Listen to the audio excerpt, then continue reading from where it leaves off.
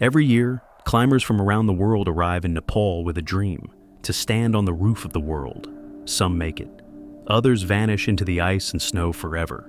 In 2025, 5 more lives were lost on Everest, a tragic but not uncommon reality. But these deaths span more than just one season. They're part of a legacy written in frostbite and failure. These are 5 stories of climbers who dared to defy Everest and never returned. The year 2025 saw its share of tragedy on Everest, and one of the most poignant stories is that of Subrata Goch. He was a 45-year-old Indian mountaineer from West Bengal, a school teacher, and a seasoned adventurer from the Ranakot area. Subrata was a respected figure, known for his dedication to both his academic life and his passion for climbing. His journey to Everest was part of the Mountaineering Association of Krishnanagar Snowy Everest Expedition 2025. He was no stranger to high peaks, having successfully scaled 13 major mountains worldwide, a testament to his experience and deep love for mountaineering.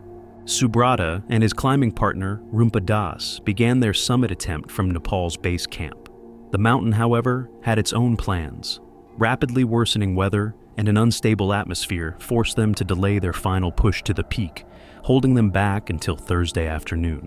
Despite these challenges, Subrata Goch successfully reached the summit of Mount Everest, standing atop the 8,849-meter peak around 2 p.m. on a Saturday. It was a moment of triumph, the culmination of years of training and a lifelong dream. But the real challenge on Everest often begins on the way down. During his descent, just below a dangerous section known as the Hillary Step, Subrata began to show worrying signs. Exhaustion set in, followed by the insidious symptoms of altitude sickness. At extreme altitudes, the body struggles to get enough oxygen, leading to confusion, fatigue, and impaired judgment. Subrata's Sherpa guide, Champal Tamang, tried desperately to get him to move, to continue the critical descent.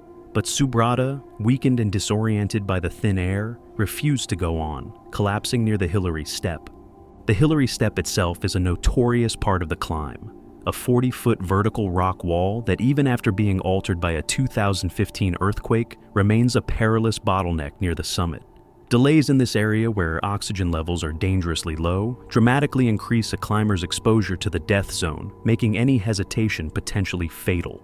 Subrata's Sherpa, Champal, was also feeling unwell and battling his own depleting oxygen supply.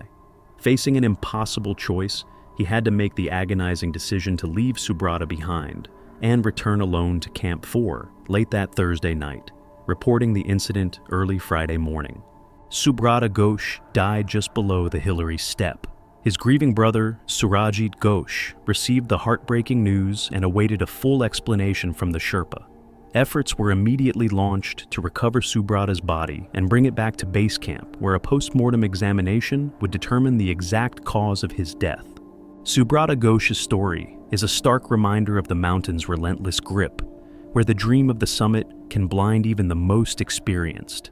But sometimes, the fight begins long before the climb, a battle against personal demons and physical limitations. Our next story takes us to another climber who faced such a battle, a man who defied expectations only to meet a similar fate on Everest's icy slopes. Jason Bernard Kenisonson, a 40-year-old Australian mechanic and engineer from South Australia, had a deeply personal reason for attempting Mount Everest. His journey was a powerful statement of resilience because 17 years before his Everest climb, in 2006, Jason was involved in a severe car accident that left him with spinal cord injuries and depression.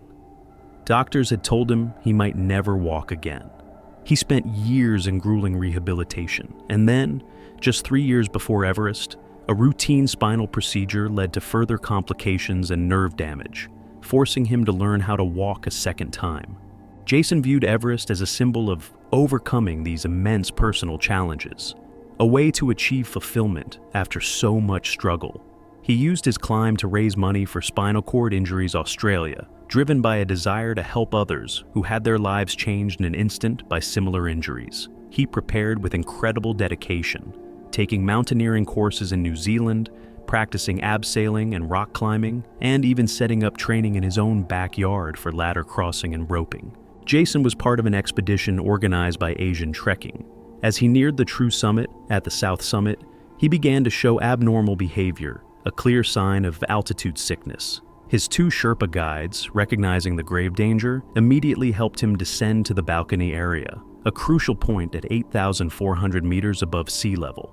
But like Subrata Goch, Jason then refused to move further, collapsing on a platform below. The oxygen cylinders the Sherpas carried were running low, forcing them to make a desperate decision. They descended to Camp 4, hoping to return quickly with fresh oxygen to rescue him. However, the mountain intervened with a cruel twist. Strong winds and rapidly worsening weather swept in, creating a brutal barrier that prevented the guides from returning immediately. Jason Kenisonson died on a Friday while returning from the summit. His family released a heartbreaking statement confirming his passing. He achieved his goal of reaching the peak. He stood on top of this world, but sadly didn't come home. His death was reported as the 10th fatality on Mount Everest during that spring climbing season. Jason Kenison's journey was a testament to the human spirit, a dream that ended too soon. His story, like Subrata's, shows the devastating toll Everest takes not just on the climbers themselves, but on the families left behind. Maria Stridum, a 34-year-old Australian university lecturer, and her husband Robert Groppel, a vet from Melbourne, shared an extraordinary ambition. Their dream was to climb the highest mountains on each of the 7 continents, a challenge known as the 7 Summits.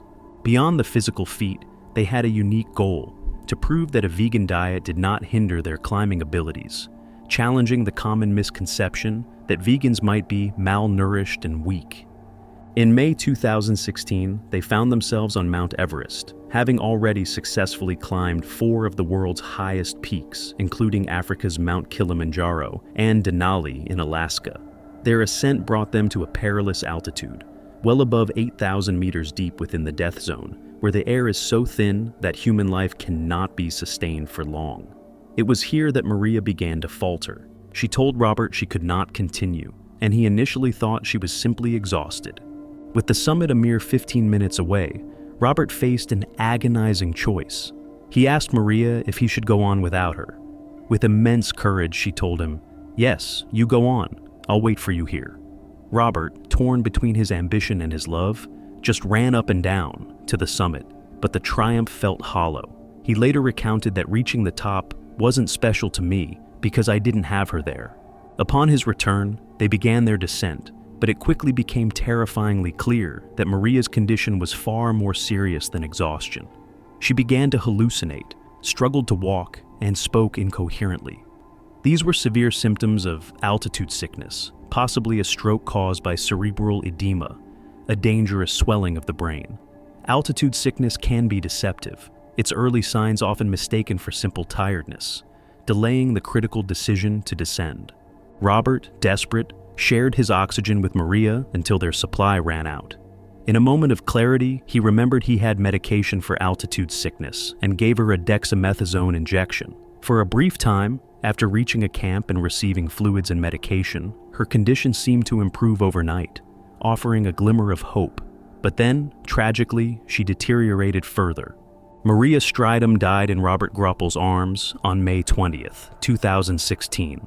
Robert's grief was immense, compounded by a crushing sense of self-blame. "I'm her husband, it's my job to protect my wife and get her home, and it's just natural for me to blame myself," he stated, his heart breaking at the thought of looking at her pictures. Sherpa climbers eventually brought Maria's body down the mountain to Camp 2, and a rescue helicopter transported it to Kathmandu. Robert, heartbroken but resolute, was determined not to leave Nepal without his wife's body. Maria and Robert's story reminds us that Everest tests not just the body, but the very bonds of human connection. But some come to Everest not just to climb, but to redefine what is possible, to carve new paths down its unforgiving slopes. Our next story tells of a young pioneer who pushed the boundaries of extreme sport, only to vanish into the mountain's enduring mystery. Marco Siffredi, born on May 22, 1979 in the climbing mecca of Chamonix, France, was a legendary figure in the world of extreme snowboarding. He grew up immersed in mountain life. His father was a guide, and his older brother Pierre had tragically died in an avalanche in Chamonix. Despite this personal loss, Marco was drawn to the mountains, embracing their dangers and their beauty. He learned to snowboard in 1995 and, astonishingly, within a year, began achieving first descents on challenging peaks in Chamonix, like Aiguille du Midi and Chardonnay. His ambition soon took him to the Himalayas, where he completed the first snowboard descent of Dorje El Hakba, a mountain with sections boasting a terrifying 55-degree slope. This marked his first Himalayan summit and gave him a clear, powerful view of Mount Everest. Marco set his sights on Everest, not just to climb it, but to snowboard down it.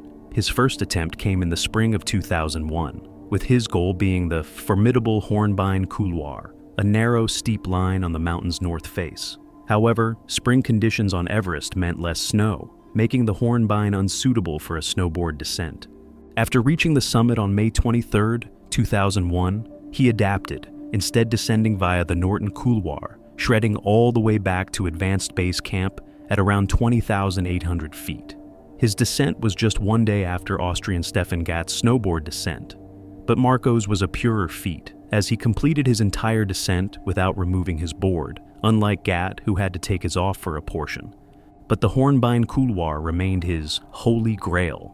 Determined to be the first to conquer it on a snowboard, Marco returned to Everest in August 2002, hoping the later season would bring more snow. The increased snow did arrive, but it also made the climb significantly harder. The final trek from Camp 3 to the summit became a grueling 12.5-hour ordeal, 3 times longer than his previous ascent. At the summit, his Sherpa, Furbatashi, noted Marco's extreme exhaustion. Marco himself admitted, tired, too much snow, too much climbing. Despite warnings from Furba and 2 other Sherpas about his fatigue and the gathering clouds, Siffredi rested for an hour. Then, resolute in his mission, he began his descent into the Hornbein Couloir around 3 p.m. This was the last definitive sighting of Marco. As his Sherpas descended, they believed they saw a lone figure slide silently down the mountain on the North Col, below the Hornbein. It was an eerie sight, as they were sure no one else was on the mountain with them. However, when they reached that spot, there were no tracks, leading them to fear the worst. Marco was gone. Marco Siffredi's body has never been recovered, leaving his fate one of Everest's most enduring mysteries. Theories about what happened abound. He could have lost an edge and suffered a fatal fall, been caught in an avalanche, or simply succumbed to exhaustion and the brutal weather conditions. His sister, Shudi, even holds a unique belief that he survived and is now living secretly with yak herders, continuing to explore new, untouched lines. A memorial service was held for him at Everest Base Camp a month later, with his tracks reportedly still visible from the summit. The mountain cares nothing for skill or reputation. Sometimes tragedy strikes not from exhaustion or a wrong turn, but from a sudden, brutal failure of equipment, even for a climber considered a legend among legends. Alexi Bolotov, a 50-year-old Russian high-altitude mountaineer from Ekaterinburg, was a true titan of the climbing world. He was a former Soviet mountaineering champion and one of the rare few to have received 2 Palais d'Or, often considered the highest award in mountaineering. An impressive list of achievements marked his career. In 1997, he made the first ascent of the west face of Makalu, earning his first Palais d'Or.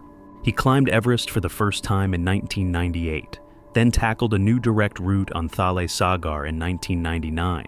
In 2001, he achieved the first ascent of Lhotse Middle, which at the time was the highest unclimbed summit in the world. He returned to Everest in 2002, this time climbing without supplemental oxygen. His second Palais d'Or came in 2004 for the first ascent of the true north face of Janu, an extremely technical climb at high altitude. He also summited Dhaulagiri, Cho Oyu, Manaslu, Kangchenjunga, and established a difficult new route on the west face of K2 in 2007. Beyond his climbing prowess, Alexei was known for his character. In 2009, he received the first Spirit of Mountaineering commendation for his selfless attempt to rescue Spanish climber Inaki Ochoa de Olza on Annapurna in 2008. In May 2013, Bolotov and his climbing partner, the equally legendary Russian Denis Urubko, embarked on an audacious plan, an alpine-style ascent of a completely new route on Everest's southwest face. This challenging line was situated between the original 1975 British route and the 1980 Polish South Pillar, promising difficult mixed climbing in its upper sections. They had spent time acclimatizing and were setting out from base camp with 8 days of supplies, anticipating a 6-day ascent and 2 days for the descent, all without supplemental oxygen. Alexi was using an alternative approach to the Western Khum, a route designed to bypass the treacherous Khumbu icefall, starting to the right of the icefall in a rocky gully and traversing glacial terraces. It was on this approach at approximately 5 a.m. on May 15, 2013, at an altitude of around 5,600 meters, that tragedy struck. Alexi Bolotov was using an in-situ rope to make an abseil, a controlled descent down a rope. But as he descended, the rope tragically severed over a sharp granite edge. He fell approximately 300 meters, or about 1,000 feet, into a rocky gully. Denis Urubko, his climbing partner, reported that death was instantaneous. Urubko himself was unharmed. This was the second planned attempt on Everest's southwest face that season to be halted by tragedy. Bolotov's body was later recovered and evacuated to Kathmandu with the help of Argentinian guide Damian Benegas, Lakpa Sherpa, Simone Moro, and the Fishtail Helicopter Rescue Service, before being repatriated to Russia. While there were some initial conflicting reports about the exact cause or location of his death, the detailed accounts from Urubko and other sources confirmed the rope-severing fall. Alexi Bolotov, a metallurgical engineer, left behind a wife and 2 children. His death is a stark reminder that Everest's dangers are indiscriminate. Even the most skilled and prepared climbers can fall victim to the mountain's unpredictable nature, where equipment failure or environmental hazards can be as deadly as the thin air itself.